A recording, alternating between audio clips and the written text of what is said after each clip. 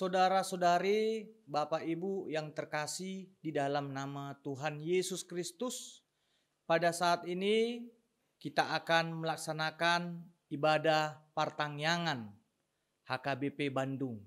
Sebelum kita melaksanakan ibadah, terlebih dahulu kita bersaat teduh sejenak.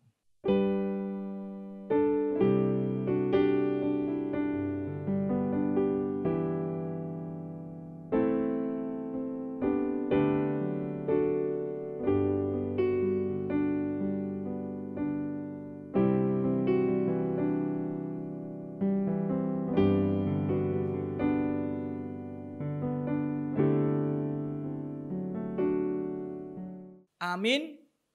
Kita bernyanyi dari buku ND nomor 437 ayat 1 dan ayat yang kedua.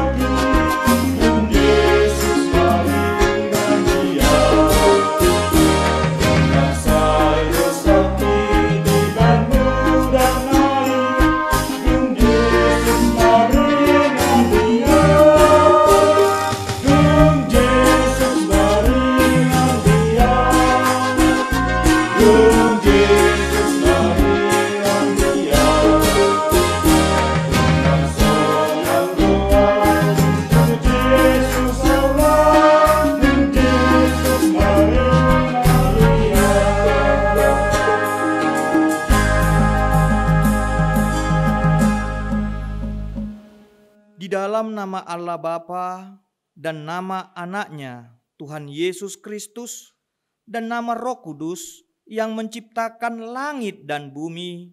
Amin. Sebab aku yakin bahwa baik maut maupun hidup, baik malaikat-malaikat maupun pemerintah-pemerintah, baik yang ada sekarang maupun yang akan datang, tidak akan dapat memisahkan kita dari kasih Allah yang ada dalam Kristus Yesus, Tuhan kita. Kita berdoa. Ya Tuhan Allah pengasih dan yang benar, kami mengucapkan terima kasih kepadamu karena Engkau memberikan berita kesukaan untuk menerangi hati kami. Oleh karena itulah kami dapat mengenal Tuhan dan semua kehendak-Mu. Kami ingin melakukan kehendak-Mu selama hidup kami. Kuduskanlah hati kami dengan Roh-Mu. Kuatkanlah kami melawan nafsu dan keinginan duniawi. Berilah kegembiraan bagi kami untuk melaksanakan kehendak-Mu. Oleh karena Anak-Mu, Yesus Kristus Tuhan kami. Amin. Marilah kita mendengarkan epistel Partangyangan daerah minggu ini yang tertulis di dalam buku Pengkhotbah 2 ayat 4 sampai ayat yang ke-11. Saya akan membacakannya kepada kita semua. Aku melakukan pekerjaan-pekerjaan besar, mendirikan bagiku rumah-rumah, menanami bagiku kebun-kebun anggur. Aku mengusahakan bagiku kebun-kebun dan taman-taman dan menanaminya dengan rupa-rupa pohon buah-buahan. Aku menggali bagiku kolam-kolam untuk mengairi dari situ tanaman pohon-pohon muda. Aku membeli budak-budak laki-laki dan perempuan, dan ada budak-budak yang lahir di rumahku.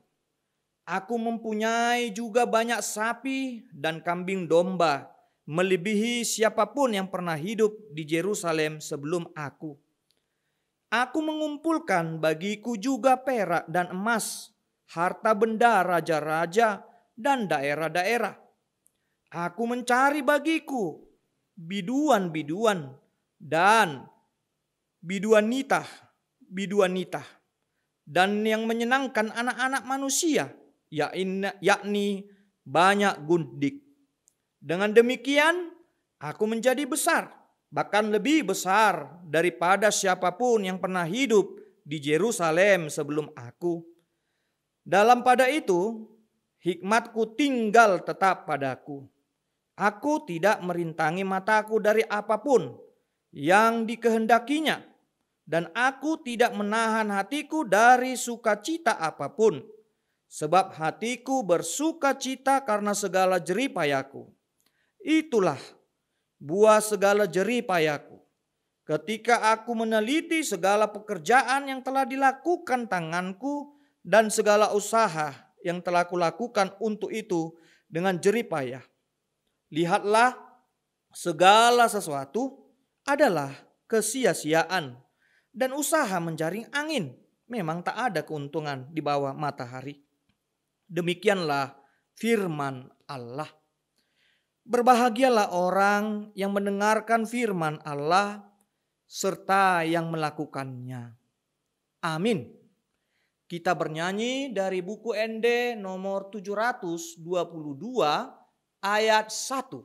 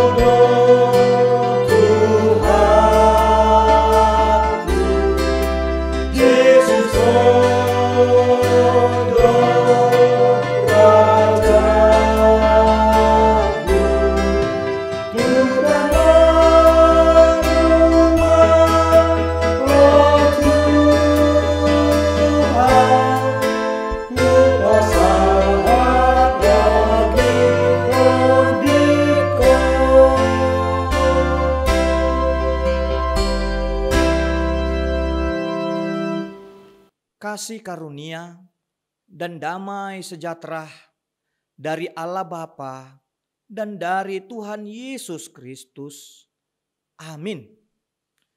Firman Tuhan bagi kita pada saat ini tertulis di dalam Galatia 5 ayat yang ke-19 sampai ayat yang ke-21. Saya akan membacakannya kepada kita semua. Perbuatan daging telah nyata, yaitu percabulan, kecemaran, hawa nafsu, penyembahan berhala, sihir, perseteruan, perselisihan, iri hati, amarah, kepentingan diri sendiri, percideraan, roh pemecah, kedengkian, kemabukan, pesta porah, dan sebagainya. Terhadap semuanya itu, kuperingatkan kamu seperti yang telah kubuat dahulu, bahwa barang siapa melakukan hal-hal yang demikian, ia tidak akan mendapat bagian dalam kerajaan Allah. Demikianlah firman Tuhan. Bapak Ibu, Saudara-saudara yang terkasih di dalam nama Tuhan Yesus, mungkin kita semua sudah mengetahui bahwa istilah agama berasal dari bahasa Sanskerta yang terdiri dari kata a yang artinya tidak dan gama artinya kacau. Jadi jika digabungkan maka agama adalah tidak kacau. Semua agama di dunia ini berisikan tentang sistem keimanan, kepercayaan yang diatur untuk mencapai kebaikan bersama, keselamatan, dan kebahagiaan. Pada umumnya, agama-agama di dunia ini memandang perbuatan baik itu sebagai syarat untuk mendapatkan keselamatan. Sedangkan ajaran Kristen menilai keselamatan datang dari Allah yang diberikan secara cuma-cuma di dalam Yesus Kristus. Itu bisa kita lihat di dalam kitab Efesus 2 ayat 4 sampai 10. Saudara-saudara yang terkasih, menurut nats khotbah ini perbuatan baik tidak terfokus kepada kemampuan yang dimiliki manusia atau juga disebut dengan troposentris. Tetapi perbuatan baik itu sebenarnya berpusat kepada Allah, teosentris. Perbuatan baik dilakukan lebih ke arah apa yang Allah lakukan kepada kita. Karena apa? Karena Allah telah lebih dahulu menyatakan perbuatan baik kepada kita supaya kita teladani dalam hidup ini. Untuk memahami perbuatan baik ini, Paulus menerangkan di dalam perlawanan keinginan roh dan keinginan daging. Keinginan daging lebih mengarah pada kenikmatan duniawi yang akan memberikan hasil kesia-siaan. Berbeda halnya dengan keinginan roh yang memberikan dampak positif, yaitu kehidupan dan kebahagiaan. Ada 15 perbuatan yang tergolong keinginan daging. Dan hal itulah yang diuraikan nats khotbah ini, yaitu percabulan, kecemaran, hawa nafsu, penyembahan berhala, sihir, perseteruan, perselisihan, iri hati, amarah, kepentingan diri sendiri, percidiraan, roh pemecah, kedengkian, kemabukan, pesta pora, dan sebagainya. Ke-15 perbuatan daging tersebut adalah perbuatan jahat, dosa yang kita lakukan di hadapan Allah. Sebelum nats khotbah Galatia ini dituliskan Rasul Paulus, orang-orang Judaisme memandang jika manusia ingin diselamatkan oleh Allah, maka dia harus membuang perbuatan daging dalam hidupnya. Perbuatan daging akan menghambat berkat dan keselamatan. Allah akan bertindak dan selalu menghukum manusia yang jahat. Tidak akan ada kasih dan pengampunan dari Allah bagi orang yang melakukan perbuatan daging. Berbeda halnya dengan pandangan Rasul Paulus ketika dia mengenal Tuhan Yesus. Dia mengatakan keselamatan Allah tidak dapat dibatasi dengan pemikiran dan perbuatan manusia. Allah memberikan keselamatan bagi seluruh manusia dan dia rela mengampuni dosa manusia dengan memberikan penebusan dirinya di dalam Yesus. Allah tidak menghendaki manusia untuk mendapatkan penderitaan di dalam kematian yang kekal akibat dosa-dosa yang dia lakukannya. Saudara-saudara yang terkasih, kehadiran Yesus ke dunia ini menunjukkan bahwa Allah tidak tinggal diam atas perbuatan jahat yang telah dilakukan manusia. Kematian Yesus tidak boleh kita pandang sebagai bentuk kemenangan kejahatan mengalahkan kebaikan. Perbuatan baik akan selalu menang di atas kejahatan di dunia ini. Yesus telah membuktikan bahwa perbuatan baiknya selama dia hadir di dunia Melalui kuasa Roh Allah di dalam diri Yesus, Dia mematahkan setiap perbuatan jahat. Kematian Yesus adalah bukti bahwa kedamaian mengalahkan peperangan, perseteruan, perselisihan, dan seluruh perbuatan daging. Yesus memberikan kebaikan yang patut diteladani bagi seluruh umat manusia. Yesus selalu mengajarkan bahwa hukum Tuhan yang utama adalah kasihilah Tuhan Allahmu dan juga kasihilah sesamamu. Kasihilah Tuhan Allahmu dengan segenap hatimu dan dengan segenap jiwamu dan dengan segenap akal budimu. Kasihilah sesamamu manusia seperti dirimu sendiri. Yesus mengatakan, jika ada orang yang mau mengikutnya atau menjadi seorang Kristen, berarti dia rela memikul salibnya dan mau menyangkal dirinya. Pengikut Yesus tidak boleh di dalam genggaman roh dunia ini yang selalu terikat oleh keinginannya sendiri, yang selalu diikat oleh nafsu dan ambisinya. Menjadi pengikut Yesus berarti mempersembahkan dirinya pada Tuhan dan memberikan hidupnya dikuasai oleh Roh Allah. Bapak, Ibu, saudara-saudara yang terkasih di dalam nama Tuhan Yesus. Di dalam nas khotbah ini disebutkan bahwa buah dari perbuatan yang dikuasai oleh Roh Allah adalah kasih, sukacita, damai sejahtera, kesabaran, kemurahan, kebaikan, kesetiaan, kelemah lembutan, dan penguasaan diri. Perbuatan baik tersebut tidak boleh terpisah di dalam kehidupan pengikut Yesus, di dalam kehidupan orang-orang Kristen. Yesus telah membuktikan bahwa perbuatan baik telah menyinari dunia ini dari kegelapan menjadi terang. Pada saat ini, setiap orang telah melihat buah dari perbuatan baik yang telah dilakukan Yesus. Banyak orang merasakan bahwa perbuatan yang dilakukan Yesus di dunia ini adalah jawaban permasalahan yang tengah dihadapi manusia saat ini. Bahkan juga persoalan yang akan dihadapi manusia pada masa depan yang akan datang. Setiap penderitaan yang mengikat hidup manusia telah dibebaskan oleh Yesus. Yesus telah berjuang mengalahkan ketidakjujuran. Dia berjuang mengalahkan ketidakadilan, penindasan, dan kebodohan. Tuhan telah memberikan hikmat bagi kita untuk belajar dari Yesus membangun hidup kita ini dengan lebih baik. Kesempatan hidup yang Tuhan berikan di dunia ini, janganlah kita sia-siakan melalui perbuatan daging.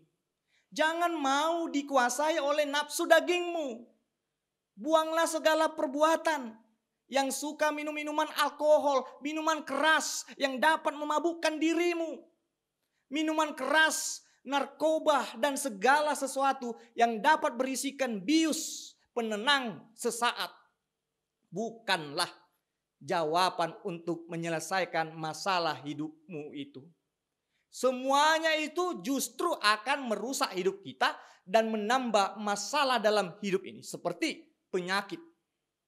Yesus Kristus mengatakan, marilah kepadaku semua yang letih, lesu, dan berbeban berat. Aku akan memberikan kelegaan kepadamu.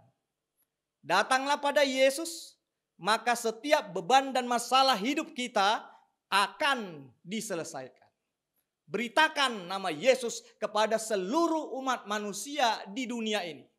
Beritakan perbuatan baiknya supaya dunia ini tidak dalam kuasa kegelapan.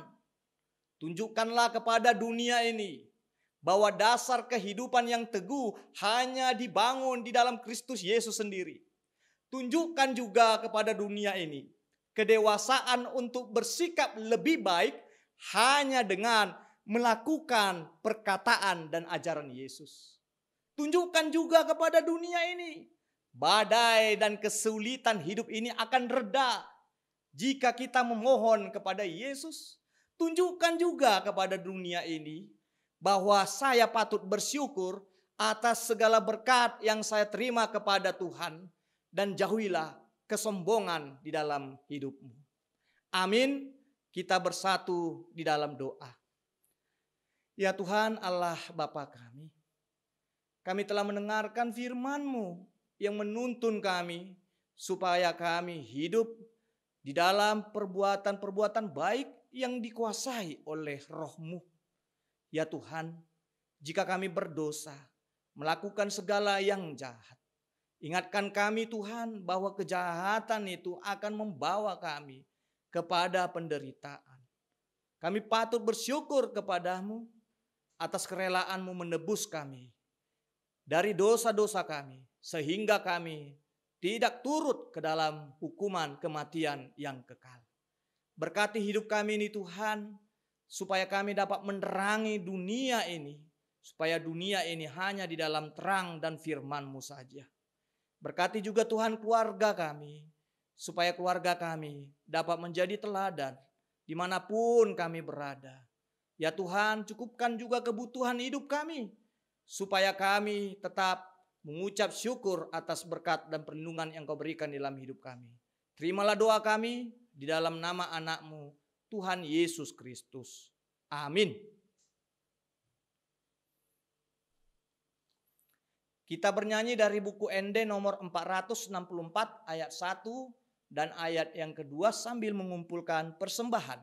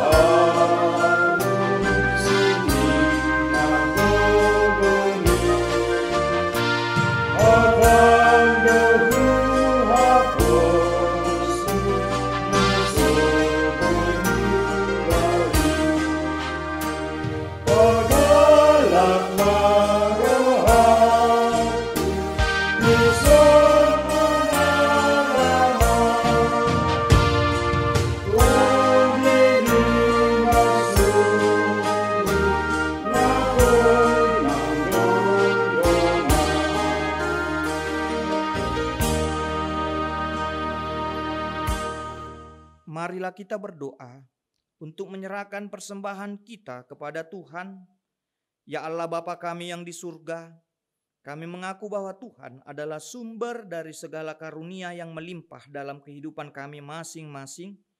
Sebahagian daripada karunia itu kami serahkan kembali sebagai persembahan kepada Tuhan.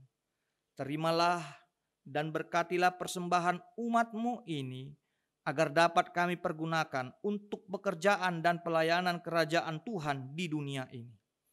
Bukalah hati kami untuk mengenal betapa banyak berkat dan karunia yang kami peroleh dari Tuhan, supaya kami senantiasa bersyukur kepada-Mu di dalam nama Yesus Kristus Tuhan kami.